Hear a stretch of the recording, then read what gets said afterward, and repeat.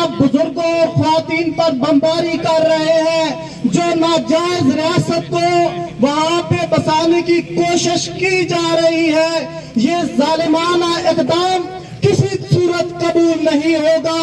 وہیں پہ ہم پاکستان اور دنیا کے 57 اسلامی ممالک کو بھی یہ پیغام دے رہے ہوتے ہیں کہ تمہارا یہ ایٹمی بم مسلمانوں کے کسی کام کا نہیں ہے۔ تمہارے سینکڑوں کی تعداد میں بڑے بڑے میزائل، بندوقیں، تمہارے جہاد، تقویٰ اور ایمان کے نعرے بالکل خالی ہیں۔ اگر آج فلسطین کے مسلمانوں کی حمایت میں تم نہیں کھڑے ہو سکتے، اگر آج تم جہاد نہیں کر سکتے، تو پھر یاد رکھو کہ دنیا تمہیں کبھی معاف نہیں کرے گی۔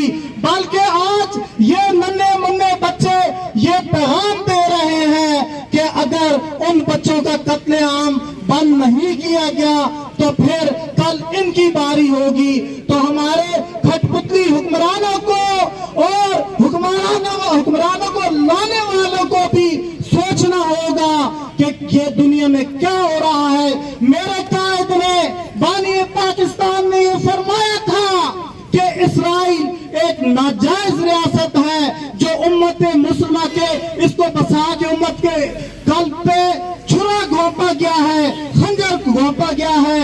آج اس بات کی تصدیق ہو رہی ہے۔ چاہیے تو یہ تھا کہ میرے ان ایوانوں میں بیٹھے ہوئے حکمران آج آواز اٹھاتے، لیکن میرا خیال میں ان کی زبانوں پہ تالے لگ چکے ہیں۔ تو میں سول سوسائٹی کو، میں اپنی بہنوں اور بھائیوں کو، میں اپنے ان بچوں کو مبارکباد بھی پیش کرتا ہوں اور ان کا شکریہ بھی ادا کرتا ہوں کہ یہ ہمیشہ اس احتجاج میں شریک ہوتے ہیں۔ میں آپ کو یہ بھی یقین دہانی کراتا ہوں کہ انشاءاللہ ہم نے پاکستان بھر کے تعلیمی اداروں میں اسرائیل کے خلاف ایک مہم شروع کر رکھی ہے، اور ہم اپنے بچوں کو ڈیلی بیسس پہ یہ بتا رہے ہیں کہ آپ نے اسرائیلی اور امریکن مصنوعات کا مکمل بائیکاٹ کرنا ہے۔